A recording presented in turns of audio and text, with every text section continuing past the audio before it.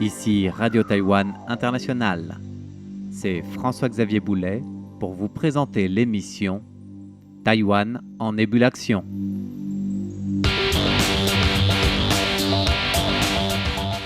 Cette semaine, nous allons parler d'un compagnon pas comme les autres.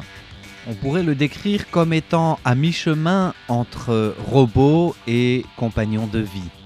L'idée vient de l'ITRI, l'Institut de recherche en technologie industrielle de Taïwan, qui vient justement de présenter son tout dernier produit. Ce robot compagnon développé avec les technologies d'intelligence artificielle à destination des personnes âgées. Il est développé donc par le chatbot de l'intelligence artificielle en grande partie afin de donner la réplique, de fournir des conseils et d'assurer une présence, entre guillemets, virtuelle, conversationnelle et partageant les émotions du quotidien de la personne seule pour qu'elle ne soit justement plus seule.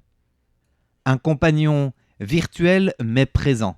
réel sans remplacer bien sûr l'humain. C'est le pari lancé par l'Institut de recherche en technologie industrielle de Taïwan qui a présenté justement ce tout nouveau concept dans le cadre de son grand forum annuel interdisciplinaire sur la santé de précision, l'occasion justement de présenter les résultats de l'écosystème des soins médicaux intelligents intersectoriels.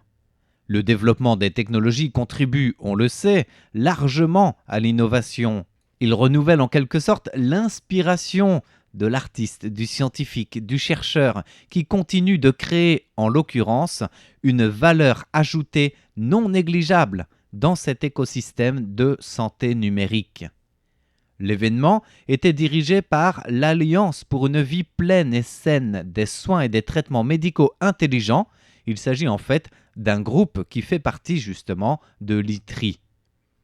Chuang Yao-Hu, qui est le directeur de l'Institut de biomédecine et de matériel médical à l'Institut de recherche en technologie industrielle, il est aussi secrétaire général de cette alliance pour une vie saine et des soins médicaux intelligents, a présenté ce robot compagnon en déclarant d'abord que les soins médicaux intelligents constituaient une nouvelle tendance dans les résidences pour les personnes âgées à travers le monde entier. Et c'est dans cette tendance mondiale de l'application des technologies, du connecté, de l'intelligence artificielle aussi, bref, du virtuel et du numérique au service de la santé et des personnes âgées, que s'inscrit cette recherche qui a permis de développer ce robot compagnon. Grâce à la coopération du comité interministériel du gouvernement, Taïwan a pu combiner des fonds dans ce sens pour aider la recherche intersectorielle justement. Les deux principales industries avantageuses de la communication et de l'industrie médicale ont combiné donc leurs atouts pour permettre de produire ce robot compagnon et de le vérifier sur le terrain en lançant notamment progressivement une coopération innovante et proposant ces différents modèles de services appartenant aux soins médicaux intelligents avec la coopération de plusieurs instituts médicaux à Taïwan. Alors à travers cette alliance pour une vie saine et des soins médicaux intelligents de l'ITRI, on assiste ces dernières années à une sorte d'accumulation progressive de résultats, d'expériences donc aussi, et de faire valoir de cette coopération intersectorielle et même qui dépasse les frontières de Taïwan, à l'image des avancées des nouveaux horizons comme la coopération avec l'Organisation japonaise d'action sociale et le centre Warm Time Day Life, c'est-à-dire le centre japonais Jujiao, pour créer un système de services de réadaptation et de rééducation médicale grâce à l'intelligence artificielle localisée et grâce à des soins de précision personnalisés. Également, une coopération de l'ITRI avec la compagnie Cathay Life Insurance qui a permis d'introduire une technologie de détection cognitive pour aider le public à comprendre le plus tôt possible les symptômes et risques ou propensions à la démence. En outre, la technologie de la plateforme d'information médicale intelligente appelée IMAS,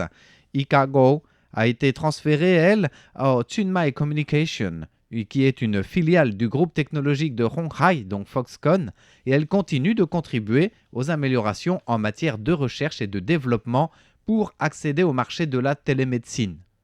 Alors on le voit par ces coopérations intersectorielles et internationales que l'ITRI continue d'œuvrer pour des soins médicaux intelligents. Quand on sait que le marché mondial de la santé numérique doit atteindre 353 milliards de dollars américains sur l'ensemble de cette année et dépassera les 1000 milliards de dollars en 2028, d'après le rapport du Nikko Global Information, le G2I, c'est-à-dire un taux de croissance annuelle composite de 19,4% pour le domaine de la santé numérique. Outre cette technologie de soins intelligents dont ont besoin les groupes en bonne santé ou encore les groupes en mauvaise santé, les instituts de personnes âgées notamment, eh bien la technologie médicale intelligente qui est nécessaire aux patients dans les établissements médicaux est aussi au centre du développement et constitue un casse-tête clé pour promouvoir la chaîne industrielle de la santé numérique. Et c'est justement dans ce cadre qu'intervient notre fameux robot compagnon de dialogue basé sur l'intelligence artificielle. Il utilise l'intelligence artificielle générative pour permettre de combiner 12 types de modules d'émotion et il est connecté à la base de données professionnelle des soins aux personnes âgées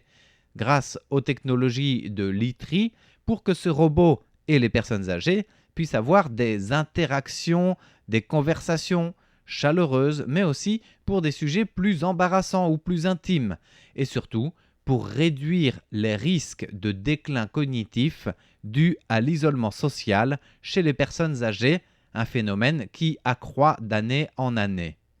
Le risque de déclin cognitif provoqué par la solitude a été testé sur le terrain dans l'établissement de soins de longue durée Zhongzhong à Kaohsiung en coopération avec l'ITRI et le robot compagnon a donné d'excellents résultats. Lien Chun-hong, qui est le directeur adjoint du Bureau des technologies de l'information de l'Institut de recherche en technologie industrielle, a notamment détaillé que ce robot compagnon peut non seulement fournir des rapports météorologiques, des informations de base, mais qu'il est aussi et surtout capable de tenir des conversations jusqu'à des conversations de loisirs, du quotidien et personnalisées selon la personne qui l'accompagne. Il utilise un langage familier qui inclut des mots auxiliaires pour indiquer des états d'esprit, comme s'il s'agissait d'une vraie compagnie humaine ou d'un petit-fils affectueux, d'un enfant attentionné auprès de la personne âgée en question. Il est capable en même temps de donner des suggestions. Et surtout, c'est l'aspect personnalisé et d'apprentissage en même temps qu'il fonctionne que souligne Lien Chun-hong, qui fait de ce robot compagnon un outil presque vivant et en tout cas un brise-solitude assuré. Cela se rapproche plus d'un robot qui intègre votre vie quotidienne et qui est capable de se souvenir du statut de vos proches. Par exemple, il sait combien d'enfants vous avez, où votre troisième fille travaille, ou bien que votre deuxième fils est en deuxième année d'université à Taipei, etc. Toutes ces technologies rendent l'environnement d'application très adapté aux besoins d'interaction avec les personnes âgées. En dehors de ce robot compagnon, l'Institut de recherche en technologie industrielle de Taïwan continue de travailler sur d'autres domaines et il a aussi, dans le cadre de ce grand forum sur la santé numérique, présenté le système d'évaluation de la douleur chronique, un système qui a été développé en coopération avec l'Institut pour personnes âgées Zhongzhong de Kaohsiung. Ce système recourt à un modèle d'intelligence artificielle breveté pour suivre de manière dynamique et surtout en permanence les changements d'expression faciale d'un patient gravement malade, donc alité dans sa chambre d'hôpital. Et ce modèle d'intelligence artificielle qui va capter les changements d'expression faciale du client permet d'aider à identifier les besoins médicaux, d'aider surtout à déterminer ensuite l'assistance du personnel médical qui n'a pas besoin de faire des passages réguliers, en tout cas qui permet de limiter les contacts et d'être alerté à la moindre urgence. Donc ce système, en effet, qui réduit les contacts intensifs entre le personnel médical et un patient déjà fragile, permet aussi d'éviter les contaminations ou les risques d'infection. En tout cas, il les limite. En même temps qu'il offre un gain de temps non négligeable pour le personnel de garde, les infirmières et médecins, pour agir en fonction des besoins du patient, pour agir en cas d'une alerte, bien évidemment, et en amont, un système qui, grâce à ce modèle d'intelligence artificielle breveté, peut aussi aider et aiguiller le médecin dans son diagnostic. Notez que ce système d'évaluation de la douleur chronique chez les patients hospitalisés devrait très rapidement être introduit dans des applications cliniques pratiques à l'avenir. Et bien voilà pour le sujet de ce jour, ou plutôt les deux petits sujets du robot conversationnel compagnon pour les personnes âgées jusqu'à la surveillance d'évaluation de la douleur chronique chez les personnes gravement malades et alitées à l'hôpital. Merci de votre écoute, c'était François-Xavier Boulet pour Radio Taïwan International.